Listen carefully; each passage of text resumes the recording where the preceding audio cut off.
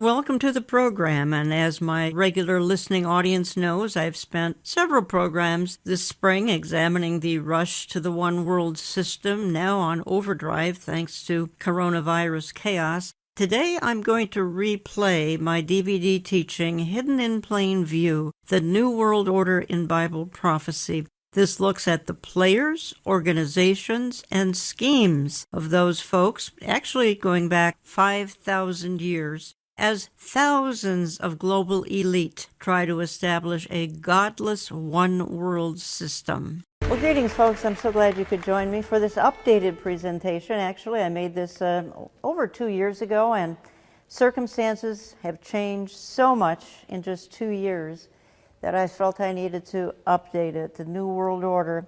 And the New World Order, it's just really a code word for one world system or one world government. And we know that the Antichrist is going to rule over that. The Bible talks a lot about that, the Antichrist agenda. And I think what's interesting is he's been trying to build that kingdom for almost 5,000 years. Now, we'll look at some of the elements involved in the building of that kingdom. It's actually, and he's used a lot of tools. Satan has used a lot of tools to try to build this kingdom. Just a few. He's used secret societies. I'm going to reference some of them in this presentation. He's used communism. He's used socialism. He's used the dozens of organizations, such as the United Nations. We can't even get into them all. There are so many. He's used international banking, and I'll reference several of the banking institutions. He's used the open borders crowd to try to further his agenda. He has used Christian front groups to try to further this globalist one world agenda. He's used the media. He's used education outfits, and he's used kind of a new term, the deep state. These are just some of the tools of Satan that I call exactly that, some of the vehicles that he has used to implement his New World Order, one world system. There are two things in the way, hugely in the way.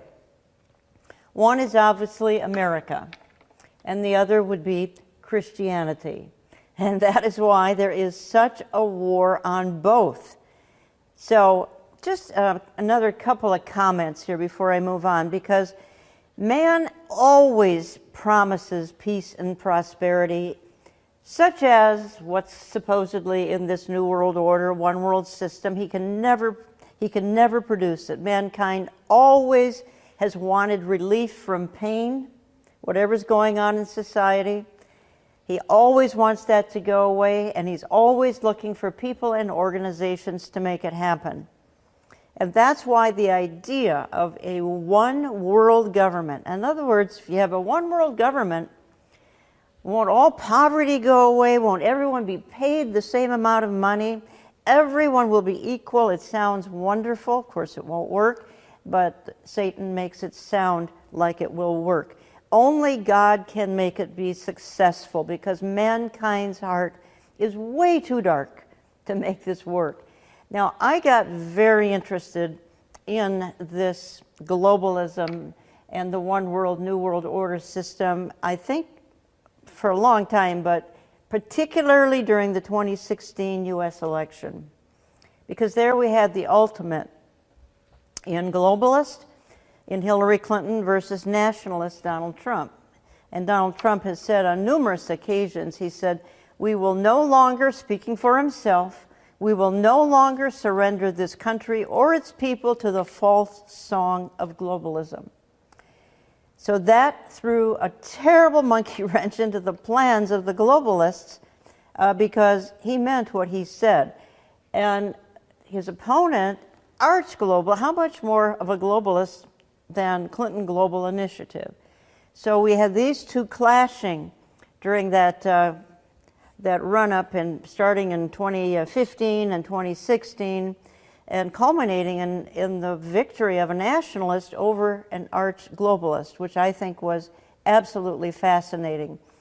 As Donald Trump always says, I am looking out for Pittsburgh, not Paris. In other words, he's focusing on American issues rather than global issues, and Prime Minister Netanyahu really pretty much the same philosophy. Now, because of this, the globalist community, and here out of Breitbart, New York Times columnist, happens to be Thomas Friedman, pleads with globalist billionaires to save the nation from Donald Trump.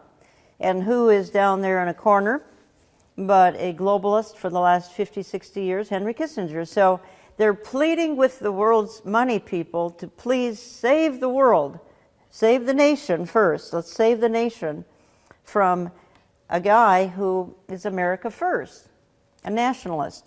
Okay, let me just clarify here, because on the one hand, we're told what globalism is, and then on the other hand, what it really is. We're told that globalism is just a nice, all cultures learning how to live together and appreciating one another. What could possibly be wrong with a philosophy like that? But what globalism really is, truly, it's men meeting in dark, smoke-filled rooms, plotting, scheming to make the world one, a one-world system. So it's very nefarious. And as we move through this presentation, I'm going to have to actually sort of apologize, because the people and the players are very dark. They're very dark. Do they know they're preparing a world for Mr. Antichrist? I don't know. Some may, but some may not. Now I'm going back to sort of where it began, and that would be, it began back in Babylon, and that was a huge act of rebellion and pride back in Babylon, Tower of Babel. They became their own god, and what did God do? He shut it down. He said, this isn't a great idea, guys, and he scattered them around the world. He confused the languages, and these same seeds of destruction are built into every effort for a new world order ever since. The seeds of destruction are built right into it, because it's not God's idea. Nimrod was the first globalist, and I want to spend just a moment on this, because this is a sort of an artist rendition of that Tower of Babel in Nimrod's time. But this is actually a sort of a promotion piece promoting travel to Europe. Europe, many tongues, one voice. And you can see a crane there, so Europe is still being built up. And this is artwork from a Peter Bruegel painting I'm going to show you in a minute. But those stars above this are all pentagrams. Those are actually satanic stars. So right away, whether or not the Chamber of Commerce here knows they're promoting it this way, I have no idea. And then we get to the actual picture here of Peter Bruegel's painting, goes back to the 1500s, again, mimicking the Tower of Babel. Because mankind has, even though God said, enough with you, I'm going to scatter you, this is a horrible idea you've just had. People want to maintain this idea. So this picture was painted in the 1500s, and then we come up to modern times, and next to it, the EU Parliament building in Strasbourg is based on that painting of Peter Bruegel from the 1500s. So they're trying to keep the idea of Babylon alive, even though it was a terribly failed concept, let's put it that way. Now, Europe, let's spend just a moment on Europe. I believe the Antichrist is coming out of Europe, eventually. He may be there as we speak, very likely is. But Europe on the brink of collapse. The empire's European castle of vassals is crumbling right in front of our eyes. It's true. Europe is crumbling. Part of it is the immigration system hasn't worked here in the last 10 years or so, but Europe is reeling. A recent Time magazine, The Unraveling of Europe. I think this is very significant. Europe it's being readied for the Antichrist. How nationalists are joining together to tear Europe apart. Okay, so Polish experts, Europe is at the end of its existence. Western Europe is practically dead. And it's true for various reasons. I think one of the biggest reasons Europe threw God out 60 years ago. And when you throw God out, there are terrible consequences. So it is on the verge of being absolutely almost shut down. So what the globalists did in 2017, they got a hold of a young man. His name is Emmanuel Macron, president of France. And he won his election in 2017. And I believe he's the pick of the globalists to bring Europe sort of back together. The globalist empire strikes back with Emmanuel Macron. Very, very interesting fellow. Even the Gateway pundit says his impact on the world could be massive. They have him walking on water. So just exactly what his role in that magazine asks, if he's Europe's savior. So we have Europe in turmoil. They put forth a savior, Emmanuel Macron. I believe the Antichrist comes out of Europe, not saying it's Emmanuel Macron. He certainly is a forerunner at the very least. And whether or not he's the actual Antichrist, I doubt it highly, but you never know. So let me just read the primary couple of verses from the book of Revelation that talks about the coming one world system. Revelation chapter 13 and verse 6, it opened its mouth, that's the beast, to utter blasphemies against God, blaspheming his name and his dwelling, that is, those who dwell in heaven. Also it was allowed to make war on the saints and to conquer them, and authority was given it over every tribe and people and language and nation, and all who dwell on the earth will worship it. So all tribes, all people, all languages, all nations are worshiping the beast who has a rule over the entire planet. And the war against the saints are the saints, people who come to faith during the tribulation, because the church is gone, absent during the tribulation. But this is where this global government is spelled out most clearly in just these couple of verses. You find it in the book of Daniel as well. You find it in other parts of Revelation, particularly chapter 17. I'm going to take you quickly through kind of a history lesson as to some of the organizations that have played into the global scheme.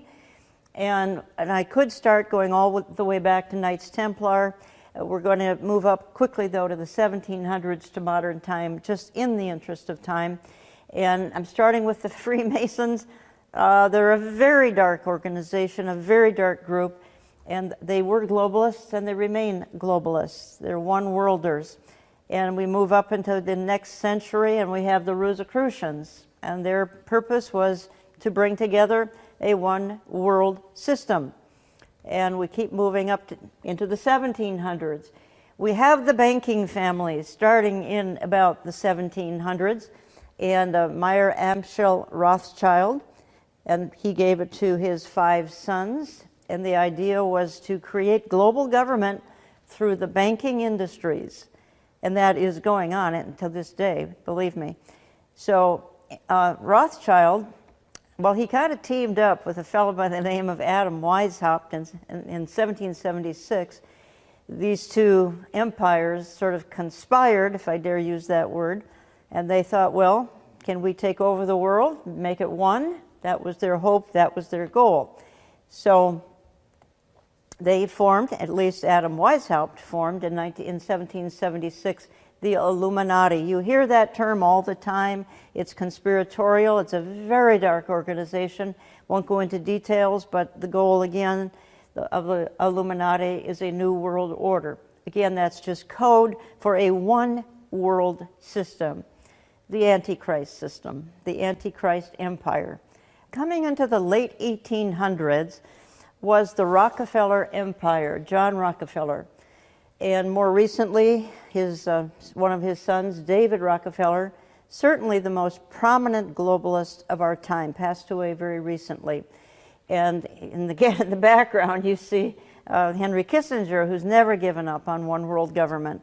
But just a word about the Rockefeller Empire, because they have been so powerful in this whole rush to one world, and particularly in more modern times, David Rockefeller.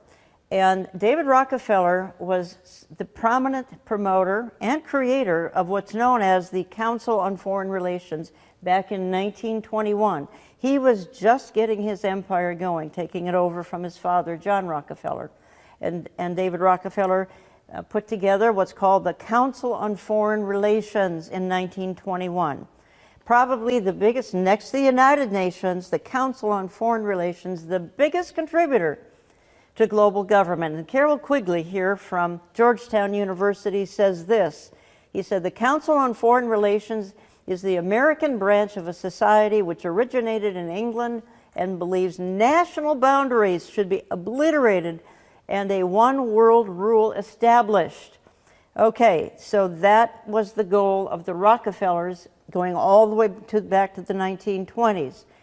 Now, in order to successfully bring America into the one world plan, you had to have what they ultimately would call the Federal Reserve Bank, which is neither federal nor reserve. It's a private bank, but it controls our money. It created inflation, and that was created in 1913. America could not be dragged into the one world system without this Federal Reserve, which came along in 1913, a very corrupt outfit that we have no say in. There's no auditing of it. So it's really a scheming type of an organization that we have no say in controlling. Moving up a few years, 1919, as a result of World War I, came the League of Nations, the goal, global government. Because they're dealing with World War I here, how do we prevent this happening again? One world government. That was their hope, that was their goal. All right, moving on a few years, and we have World War II. At the end of World War II, the United Nations comes along in 1945, because we can never have another war like World War II, can we? How will the world survive? This organization comes along with the idea, no more war, no more poverty, nothing. The United Nations will fix everything. Now, I just want to throw in a few more comments about we could spend hours on the UN, we're not. But I want to mention some offshoots that have come along more recently. And that would be, and again, these are all efforts on the part of globalism, one world.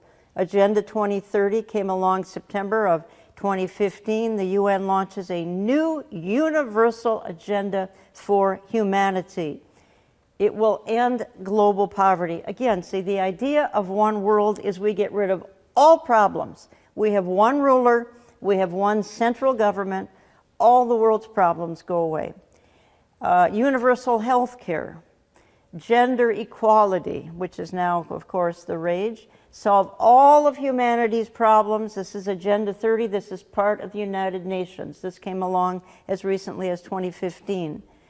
It could bring about utopia. Mankind can't bring about anything that works. Only Jesus Christ can do that, and they shut him out. Okay, so another angle here is sustainable development, part of the United Nations, again, part of Agenda 2030 for sustainable development. Again, this is more recent. The organization founded in 1945, but these goals, these sustainable development, et cetera, 2030, Agenda 21, these are in the last 10 years. And again, it's all, the mindset is let's have one world that will solve all of our problems. The game changer was the United Nations Sustainable Development Summit 2015. Again, the idea is let's get everybody out of the suburbs, move them into downtown, give them an apartment, 300 square feet, get rid of your car. This is the goal of organizations and, well, the Sustainable Development 2015, and a dozen sort of offshoots of this. So again, none of it will work, but again, they keep coming up with schemes. They keep coming up with ideas that will fix the earth and make it absolutely perfect. Okay, we're going through some organizations that have been trying to create one world. The Bilderbergs came along in 1954, and the European Union was birthed out of the Bilderberg, and their goal was global government. They were open about it. Still, they meet to this day. They want one world system. They want the Antichrist system. In 1968, the Club of Rome came along. It divided the world into 10 regions. Now, the world of prophecy got excited because they thought, well, is this perhaps the 10 kingdoms talked about in the book of Daniel? I don't think so, but nonetheless, the Club of Rome came along in 1968. Their hope and goal was that the world could be one government, one ruler. All of this, and it goes back to Babylon. Remember, they've been trying for 5,000 years, and they come up with one scheme after another. And, of course, none of them will work. In 1973, Trilateral Commission, we have David Rockefeller back in the picture again, not that he ever left. And Zbigniew Brzezinski, they came up with this trilateral, that is cooperation between North America, Western Europe, and Japan. But the goal is one world. One world, single government. With David Rockefeller involved, why would it not be all about one world? So again, they never give up. They keep trying. Now, just a good word here about Representative Larry McDonald. Back in the 1970s, he kind of got wind of all of this, and he began to realize there really was a conspiracy. It's a legitimate word here. There really was a conspiracy. And he came out and he said this. He said, the drive of the Rockefellers and their allies is to create a one-world government combining super-capitalism and communism under the same tent, all under their control. Do I mean conspiracy? Yes, I do. And I'm convinced there is such a plot, international in scope, generations old in planning, and incredibly evil in intent. This man nailed it. And in 1983, his plane was literally shot out of the sky, killed hundreds of other passengers, and his wife said he was going to, within days, reveal this kind of a globalist scheme. And somebody got to him, shot the plane out of the sky, and killed hundreds along with him in 1983. So they don't want this plan revealed, even though it's kind of hidden in plain view. I mean, they're pretty open about it, but some people, like this McDonald, was very, very blunt about it. Do I mean international in scope, generations old in planning? It's incredibly evil in intent. And he pointed to, again, the Rockefeller Empire.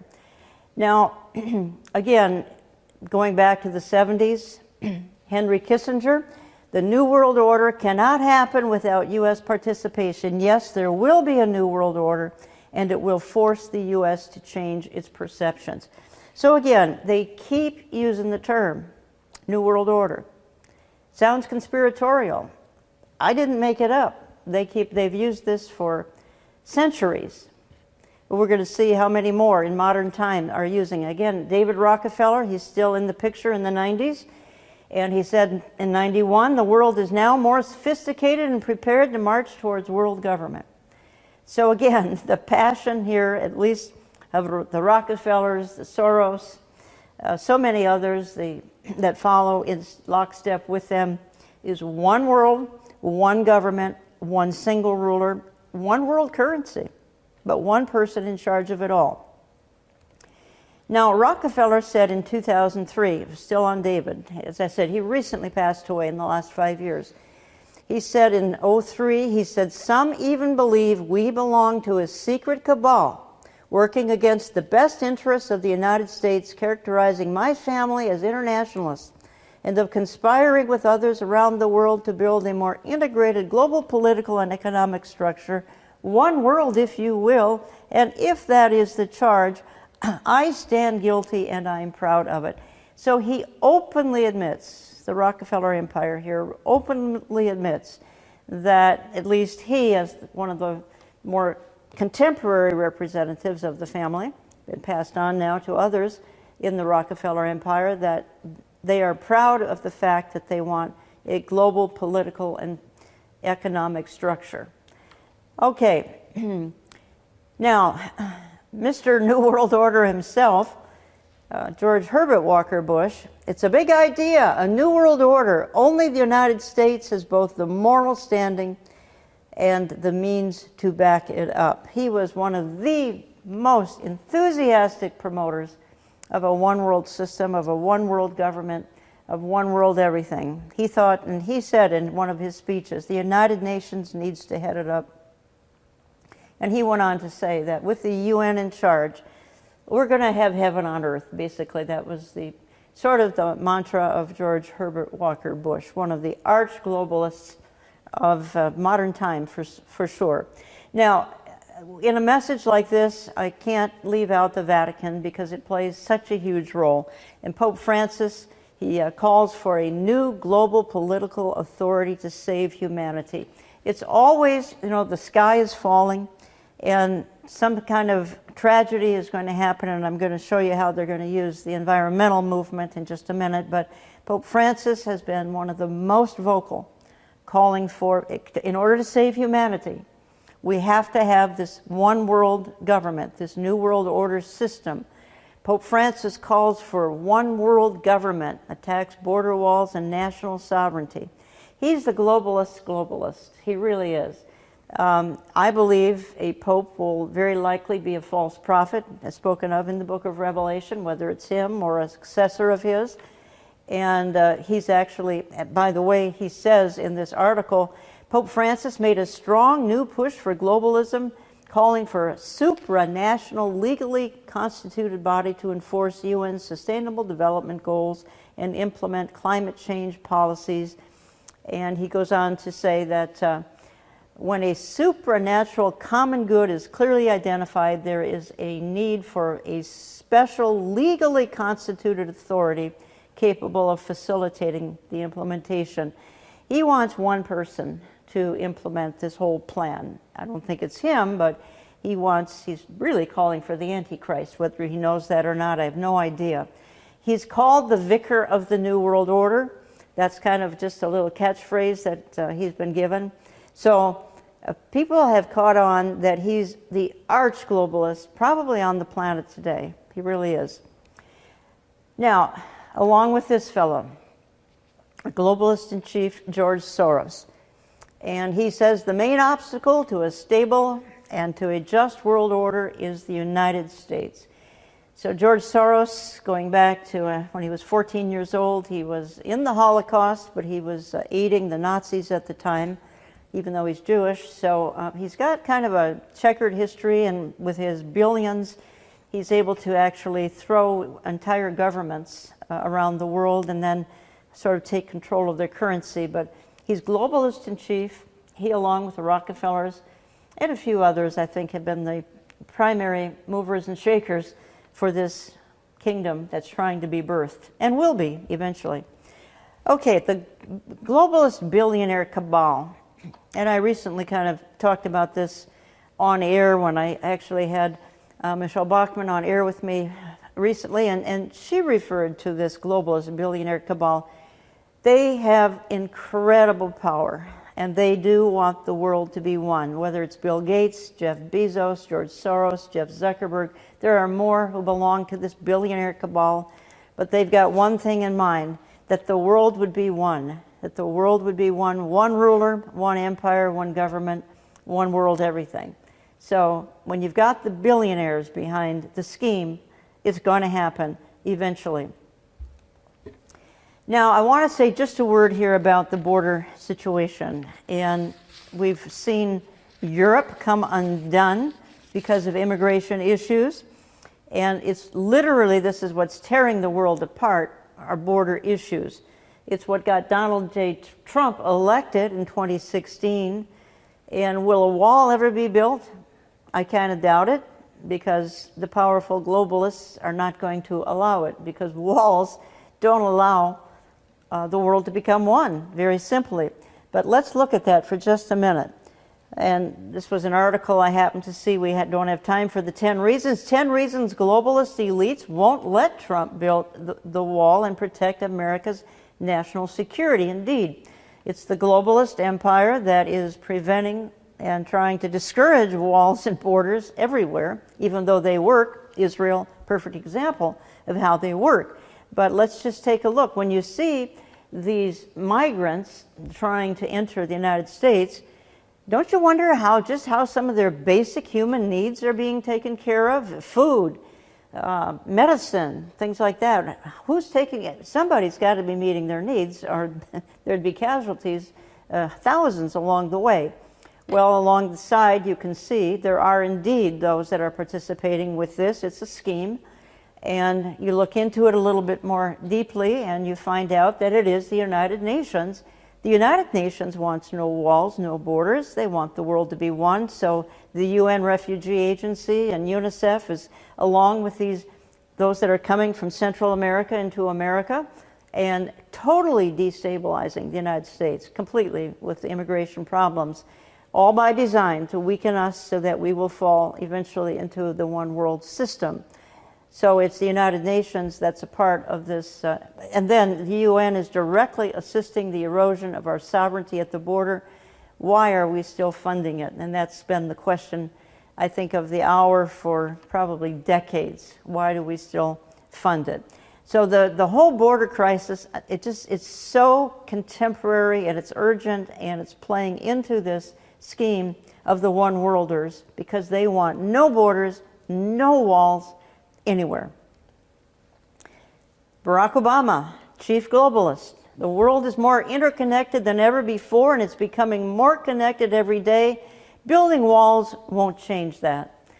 Well, in a sense, there's some truth to that. Building walls actually will change a whole lot. It makes people safe, but the globalists don't care. They don't care if people are safe. They do not care. They just want the world to be one. They're preparing the world for the Antichrist and his kingdom. Now, spend an extra minute here, if I could, on the environmental movement. And I'm going to use a term, and I use it cautiously, but the environmental movement, those in leadership anyway, have become the useful idiots of the globalist agenda. Now, I'm not saying we should not be taking care of the environment. We should. The Bible tells us to, but not the way these people are trying to go about it. When Mikhail Gorbachev stepped down from leadership some decades ago now, he immediately formed an environmental group, and that would have been the Green Cross. And he said, the threat of environmental crisis will be the international disaster key that will unlock the New World Order. He said that back in the 90s. So he formed the Green Cross. And he knew that the environmental agenda, pollution knows no borders, so let's have no borders. So this is, the globalists ran into the heart of the environmental agenda. And can a one world government protect our planet? Remember, if we don't get our climate under control, we'll all fry and the planet will be completely destroyed. And as a recent politician has said, within 10 to 12 years, which is of course nonsense, because who controls the climate? Only God controls the climate. But they are useful tools, the environmentalists, and they never give up. In 2000 came the Earth Charter. It was all about environmentalism. The sacred earth, it was an environmental type scheme for global government pushed by Maurice Strong, Mikhail Gorbachev, and Stephen Rockefeller. So the Rockefeller name still active. And they're using the environmental movement to try to bring about global government. In the year 2001, that Earth Charter, the environmental Earth Charter, was put into the Ark of Hope. Well, what does that look like? That's sort of a parody here on the Ark of the Covenant, which Indiana Jones tried to find in that movie of the 1980s. So the Earth Charter of 2000 was put into the Ark of Hope in 2001. This is all environmentalist nonsense, but nonetheless, that's the tool they're trying to use. In other words, if we don't save the planet through the environmental movement, all of us will die here, as Alexandria Ocasio-Cortez says, in 10 to 12 years. All right. 7 in 10 Brits support world government to protect humanity from global catastrophes. And again, that's the mantra of those behind this movement. If we don't have world government, we're going to have some kind of a catastrophe. Now, the options there are many, wars and lots of other things. But right now, they're all looking at environment as being the catastrophe that will destroy the world, that only global government, one world system, can save. Antichrist system is the only thing that can fix the world. This was just on Breitbart. UN. Humans could cause extinction of 1 million species. Globalism will fix that. So again, they keep saying, and however, mankind can stop the destruction through transformative change that could translate into globalism, replacing national sovereignty and nations' self-determination. So only globalism can save the planet. And that's been their message now for a lot of years. The whole environmental agenda goes back to the early 1970s and Earth Day. It goes before that, but it became organized in the early 1970s, and they have not let up. Al Gore came along and tapped into it. Inconvenient truth, which was an inconvenient lie. So that's how, well, so then they have the Paris climate meeting back in 2016, summer of 2016, and Donald Trump pulls out of the Paris Climate Agreement, and that's when he said to the whole world, when he pulled out of this climate agreement, he said, I have to look out for Pittsburgh and not Paris. In other words, I'm a nationalist, folks. I'm not interested in all the problems around the world. I am interested in solving the problems of America because, again, he's a nationalist, not a globalist. Again, a terrible monkey wrench thrown into the plans of the globalists, the one-worlders, Donald Trump. All right. Now, I believe there's been sort of a longing for a man with a plan. That's what I call it. A Mr. Fix-It to come along and fix the world's problems. Going all the way back, Arnold Toynbee, British historian, the nations of the world are ready to give the kingdoms of the world to any one man who will offer us a solution to the world's problems. Any one man. Well, there's one man on the horizon. We don't know his name. Again, his role is that of the Antichrist, and all of these people are trying to get his kingdom built, but God keeps saying, you know, the time isn't right yet. For one thing, the church is still here, so as long as the church is here, you can't be an Antichrist. Another, Paul Henry Spaak, going back to 1957, NATO. What we want is a man of sufficient stature to hold the alliance of all people and to lift us out of the economic morass into which we are sinking. Now listen, send us such a man, and be he God or devil, we'll receive him. All the way back to the 1950s. And before that, Arnold Toynbee, way before that, saying we need a man. We need one man. That's all we need if he's got the solution to the problems. That's all we need is one man. Be he God or devil, and they will. The world will receive him. Once the church is gone, the world receives the Antichrist, who then implements this one world agenda, but not until the church is gone. Now, I want to spend just a moment. This happened the summer of 2016. I want to spend an extra minute on it. It is so significant what happened in Europe in 2016. And it was the dedication of the Gotthard Base Tunnel. It was a ceremony. It was an 8-hour ceremony.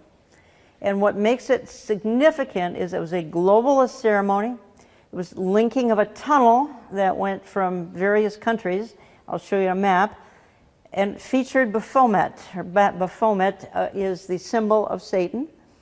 This was an 8-hour globalist ceremony, but it was also satanic. Again, I said at the beginning, these people are very dark. They're serving the Antichrist kingdom. They would have to be dark.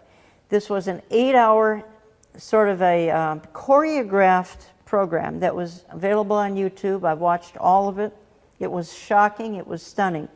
This was the tunnel that went under a mountain. It was a 35-mile underground train that connected various countries.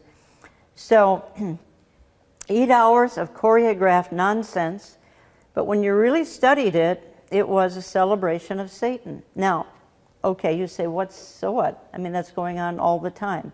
Yes, but at this ceremony were many European leaders, some of them right here. They were at the ceremony. They were cheering it on. They loved it. I don't know if they understood what they were watching because it was so bizarre. But when you have a Baphomet marching around the whole ceremony, which is a symbol of Satan, I would think you figure out This is a very dark ceremony, and yet you've got world leaders who were celebrating because, again, these European leaders feel that no matter what is however it comes about, doesn't matter. If Baphomet brings it about, that's fine. We got to have one world. And so they participated in an 8-hour sort of choreographed sort of a drama that took all day long, all of it on YouTube. And it was just shocking because it was so dark. But the world leaders loved it. They celebrated it. And part of the ceremony, this is the only picture I could find, it's very dark, was the celebrating of a slain lamb. They were celebrating the death of Jesus Christ because he's the one who comes against this kind of darkness. So somebody grabbed a picture of that woman carrying a slain lamb, and not the way Christians would look at the Lamb of God who was slain for the sins of the world. They are celebrating the fact that these dark forces are trying to take over and triumph over the slain lamb. Again, this was an 8-hour ceremony. It was all about global government. It was all about one world. And the significance is European leaders there cheering it on, cheering it on. It's why Europe is so dark. It's why Europe is hopelessly dark and will never again be any kind of a light. Now, in our schools, brainwashing the kids, creating global thinkers for a global world, handed out in schools here very recently. This one dated 2018 and 2019. So again, let's educate the kids. Let's get them thinking like this. Let's get them thinking about the good things involved when it comes to one world, a single ruler, etc. I want to spend just an extra minute. Some of you who are following contemporary music, secular, would know of Celine Dion, very famous singer out of Canada. And Celine is a New World Order gal, and she's come up with a clothing line. She didn't design it. A couple of Israeli women designed the clothing line. She's promoting it, her New World Order clothing line. And she's got, this is, you can see infants and toddlers here are the sort of the goal of bringing into the New World Order infants and toddlers, go figure. But to get them young with gender-neutral kids' clothing. Again, very dark, and just a few more pictures to show you her intent. And this is representative of the entertainment world, and they're thinking about globalism in one world. They want it, and they want it badly. Just a couple of them here, this is part of their promotion. The all-seeing eye on the hand of this little girl, being indoctrinated into this concept of globalism. A little, probably a 5-year-old girl here. And then if you go to Celine's website about this clothing line, it's new, and this is what you look at. Now, why would this be the home page of a website featuring children's clothing? Again, very, very dark. Let's get the little kids indoctrinated into this as young as possible. Celine Dion launches Illuminati-esque gender-neutral clothing line, and then somebody said this. Agenda behind Celine Dion's gender-neutral children's clothing line is satanic. It is definitely satanic. There is a mind behind it, an organized mindset. Again, we see Baphomet in here. Again, a little child. The agenda of the One Worlders is to sort of propagandize infants and toddlers, for Pete's sakes. And Celine Dion is behind it, and she's this popular singer, and she knows what she's doing. She knows exactly what she's doing. Again, the pentagram stars on the clothing of the, along with this, it's just dark, that's all I'm saying. And I think it's sort of crosses a line when you start targeting 2- and 3-year-olds. But this is, again, the globalist agenda. Now, they spell out their agenda on the Georgia Guidestones in Georgia. And there they call for the population under 500 million return to one language. Let's go back to Babylon. Didn't work, but let's try it again. A new 10 Commandments. So this is what the globalists have.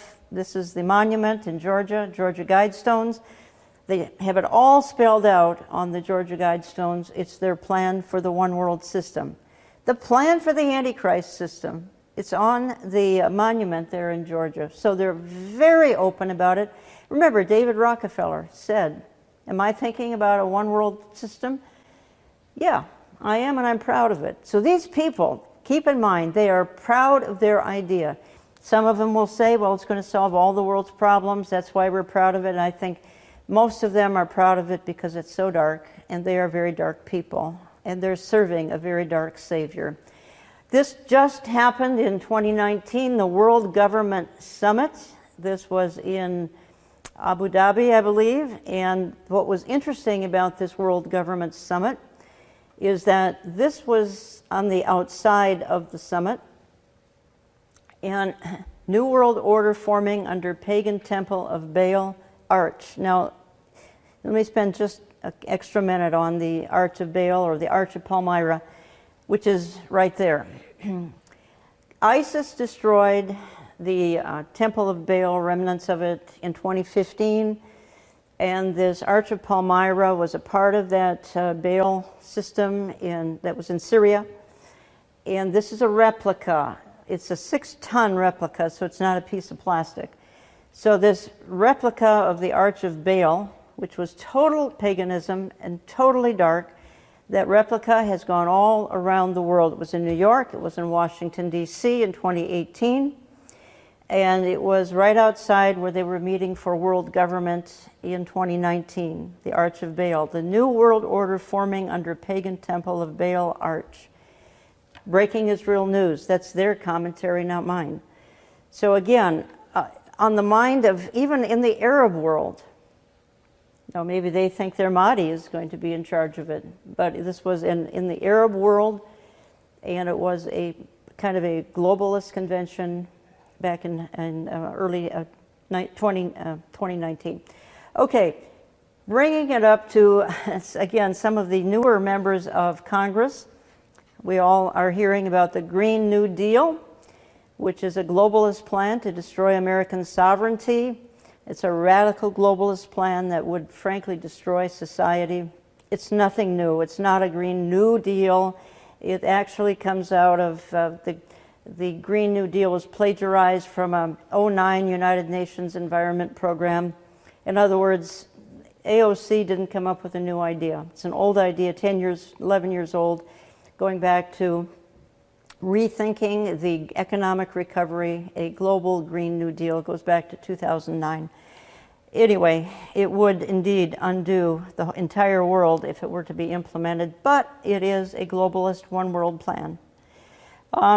Russia just came out and said a new world order is being formed. Russian Foreign Minister Lavrov declared today that Western liberal model of society is dying and a new world order is taking its place. So again, this term, new world order, it's been around for about several thousand years. And again, it's nothing more, nothing less than the Antichrist kingdom outlined in Revelation 13. It's also referenced in Daniel 11, other parts of Revelation. It's the coming one world Antichrist kingdom. The seeds of destruction are built into it. One world apart from God is not God's will. Jesus Christ must rule. So whether or not it is Babylon, it won't work. Whether or not it's United Nations, it won't work. Whether it's Agenda 21, Agenda 2030, it won't work. It's man's idea, man's plan. Whether it's the Green New Deal, it won't work, because it's not God's idea. All will fail. All of the various efforts that I've outlined, and I've left out plenty because it would take hours and hours and hours to go over the entire scheme, going back to Babylon, to the present. All the schemes, they will all fail because the Lord Jesus Christ is not included in any of them. Now, it won't work. Again, some obvious reasons. Mankind has a corrupt heart. It's a very dark heart. And mankind will promise peace that he cannot produce. Mankind will promise all sorts of things he can't produce. And evil people are the architects. And I think that's what I warned you of from the very beginning of this presentation, is that very dark and very evil people are trying to implement all of this. And because of that, there's no way it's ever going to work. It's just simply not going to work. But nonetheless, here's some of the ways they're trying to implement the government, the one world government, the new world order. Socialized medicine, you have to have it. And I think America will get that eventually. Gun control, these are the things you've got to have for global government. Big government, obviously. High taxes. Population reduction. Georgia Guidestones said reduce the population from X number billion, 7 billion, to 500 million. Well, who lives and who dies? That's up to the globalists. The plan includes immigration, cheap labor, open borders. Again, that the open border crowd is huge in this scheme. Affordable housing for all. You'll hear that being talked about at all times. Environmentalism, it's probably the biggest player in this whole scheme is the environmental movement, which again doesn't mean that as believers we aren't to be careful and maintain the environment. We are. Increase the debt. You've got to do that for global government. Increase poverty. You need to do that. International welfare. Class warfare. Got to have that. And how often do we see it on the news? No religion but a single pagan religion. That's why Christianity is really, America, as I said, America and Christianity are the two big obstacles to this global government. America and Christianity, because there is to be no religion but a single pagan religion, ultimately headed by the Antichrist and the false prophet. Destroy the family. So these are some of the ways the globalists hope to initiate these bullet points.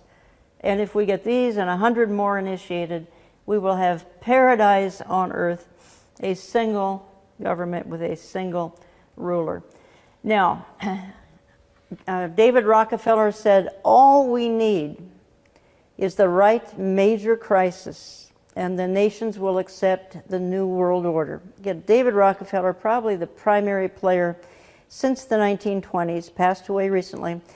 The major player, some others as well, but he's the most influential. So what would be the major crisis that could bring this about? I think there are several options. I think one of those options could be the financial, some sort of a catastrophe. Some sort of a global financial catastrophe would easily bring about global government. Could be a terror-related event. What if there were 9/11s going off in 24 cities of the world at the same time? People would be so terrified, they'd say, yep, we need a single government to control this. It could be weather-related. Again, it could be environmental. It could be World War III.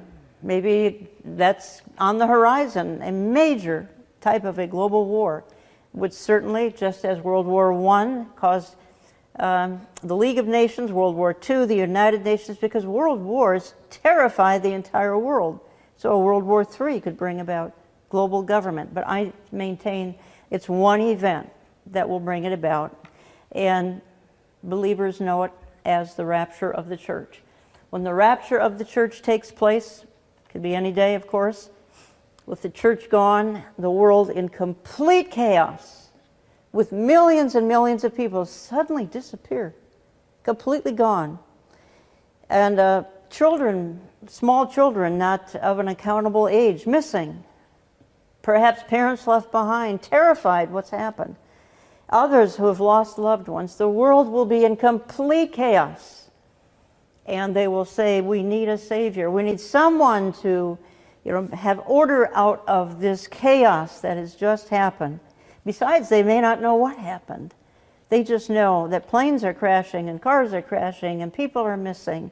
And I maintain that it is, and the Bible indicates that it will be the rapture that then brings on the new world order that they have been striving for. This is it. It goes by various names. The time of Jacob's trouble, Daniel's 70th week. It's known as the tribulation. This 7-year period from which the church is absent is what the globalists have been striving to create for 5,000 years, since Babylon. This is it. 7 wonderful years of hell on earth. But they do get their 7 year of global government. They get it. They finally get their paradise. It doesn't work very well according to the Bible. As a matter of fact, people will be praying that mountains fall on them to kill them. It will be so horrific, which is why God spares the church from this ordeal. But this is the globalist utopia. This is what evil mankind has produced. After 5,000 years of trying every organization, even children's clothing, for Pete's sake, all of this, trying to implement a global system. And this is all they can come up with, because God's been left out. Jesus Christ is left out. And because he's left out, this is all they can come up with. It's known as the tribulation, or the time of Jacob's trouble. Daniel's 70th week is the globalist utopia. Let's look at just a couple of Bible verses here as we close. Why do the nations rage and the peoples plot in vain? The kings of the earth set themselves, and the rulers take counsel together against his anointed, saying, let us burst their bonds apart and cast away their cords from us. Here's the key. He who sits in the heavens laughs. The Lord holds them in derision. God is in the heavens laughing at these fools that we've just looked at. He holds them in derision. Then he will speak to them in his wrath and terrify them in his fury, saying, as for me, I have set my king on Zion, my holy hill. He's going to establish his global empire in Zion, in his holy hill in Israel. Ephesians 6:12, we wrestle not against flesh and blood, but against principalities, against powers, against the rulers of darkness of this world, against spiritual wickedness in high places. So we're not really battling the flesh. Yes, it's David Rockefeller and it's George Soros and it's these earthly people, but it's the principalities and the powers that are motivating them to think that they can create paradise without God. Impossible. It's so impossible that every effort ends in ignominious defeat and ultimately the tribulation. And then one more verse here, fret not yourselves because of evildoers. Be not envious of the wrongdoers, for they will soon fade like the grass and wither like the green herb. So these evil men who have been plotting and scheming for 5,000 years, we're not to fret over these evildoers or be envious of them. They're going to wither like the grass. And what's going to come on the scene? Yeah, world government's coming, thankfully. It's coming. It's coming, the right kind of world government. The right kind of world government. It's on the horizon.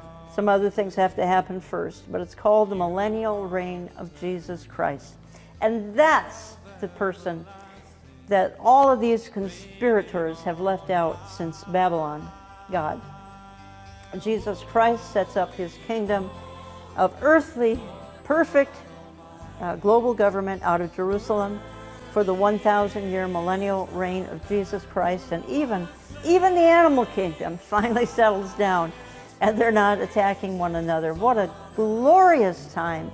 It finally works. I hope this teaching has been helpful. You can find the DVD, Hidden in Plain View, The New World Order in Bible Prophecy, in my online store, olivetreeviews.org, olivetreeviews.org, or call my office Central Time. And let me just wrap it up by saying no system that is godless has been successful or ever will be successful in establishing global government. The God of the universe must be in charge, and that will happen during the millennium. Thanks for listening. We'll talk to you next week.